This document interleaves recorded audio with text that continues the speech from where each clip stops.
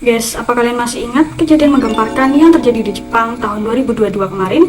Yaps, kasus penembakan Perdana Menteri Jepang yaitu Shinzo Abe. Sebagai pengingat, aku bakal bahas ini secara detail. Jadi jangan dilewatkan dan tanpa basa-basi, mari kita ungkap sedetail-detailnya.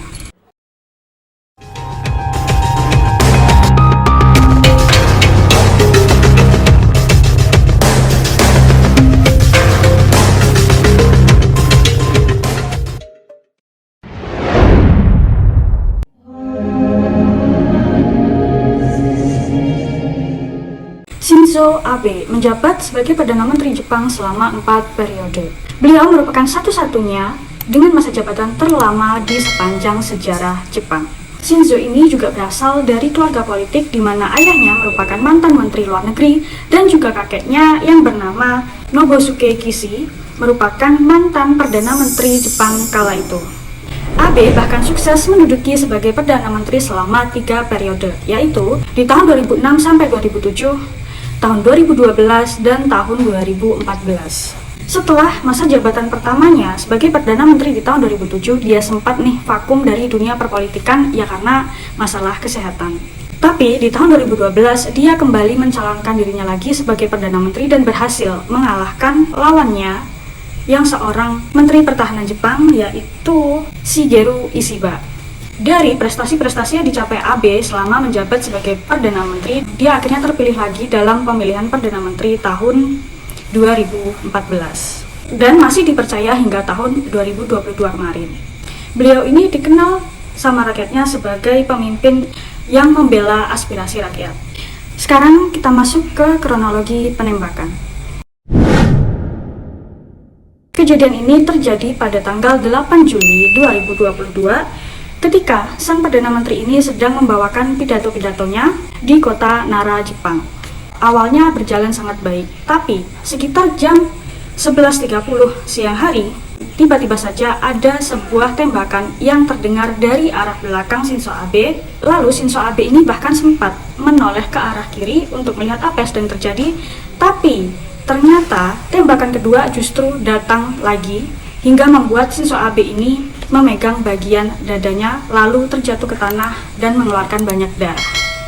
Dari keterangan polisi di sana, tembakan yang kedua ini membuat luka di area leher Perdana Menteri itu, hingga membuat polisi ini kebingungan sebenarnya senjata apa sih yang dipakai sang pelaku dan apa motifnya. Oke guys, kita semua pasti menanyakan hal yang sama. Tapi sebelum kita bahas tentang siapa pelakunya dan apa motifnya, aku mau ajak kalian untuk mundur ke masa lalu dari si pelaku. Tetsuya Yamagami, seorang pria berusia 41 tahun yang juga sempat bekerja sebagai anggota pasukan bela diri maritim atau Angkatan Laut Bela Diri Jepang, terlahir di keluarga yang berada. Bahkan ayahnya ini merupakan lulusan dari universitas terkenal di Jepang dan mempunyai perusahaan konstruksi. Meskipun Yamagami ini terlahir dari keluarga berada, punya perusahaan keluarga, tapi entah kenapa sang ayah tiba-tiba melakukan bunuh diri tanpa tahu apa alasannya. Semenjak kepergian sang ayah, otomatis perusahaan keluarga ini diteruskan oleh si ibu. Semenjak kejadian itu, Yamagami, ibu, serta kakak dan juga adik perempuannya ini memutuskan untuk pindah ke Nara dan tinggal di rumah kakeknya. Walaupun sang ibu menjalani kehidupannya dengan trauma yang masih membekas, mau gak mau life must go on kan?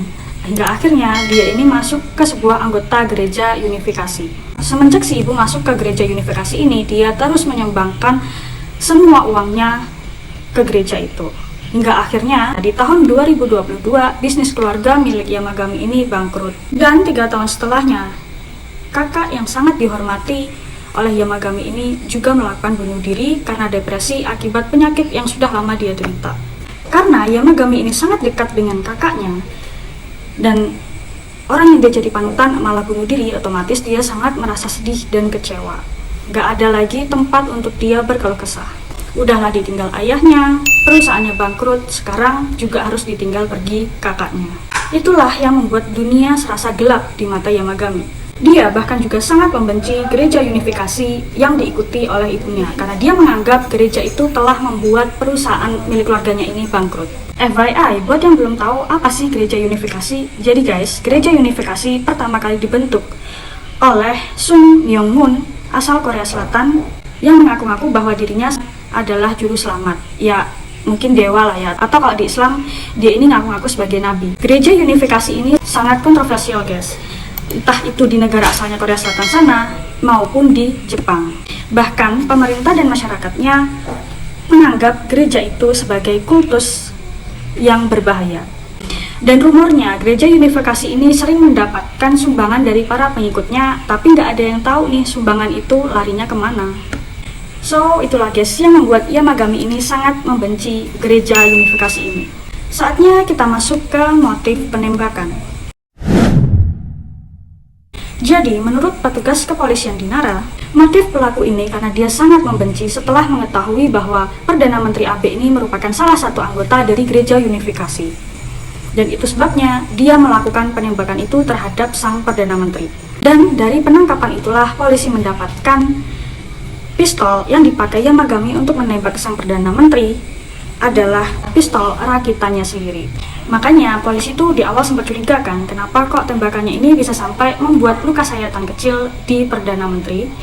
Ya karena pistol yang dipakai itu adalah pistol rakitan. Dan polisi juga menyita komputer pribadi milik Yamagami di apartemennya, juga beberapa senjata-senjata rakitan lainnya. Setelah penangkapan itu, Yamagami ini dijatuhi hukuman gantung. Iya guys, hukuman mati dengan cara digantung ini masih berlaku di negara Jepang. So, itu dia guys, kasus yang sempat menggegerkan Jepang di pertengahan tahun 2022. Aku berharap semoga kejadian-kejadian kayak gini itu nggak terjadi lagi ya guys, entah itu di Jepang atau di negara manapun. Jadi guys, kalau dirasa informasiku ini masih ada yang kurang, tolong tinggalin komentar kalian. Dan kurang lebihnya aku mohon maaf. Terima kasih buat yang udah nonton video ini sampai selesai. Kasih like-nya jika kalian suka dan share ke teman-teman kalian, serta subscribe channelku di bawah. Juga follow akun media sosialku. Sampai jumpa di kasus-kasus menarik berikutnya. Bye!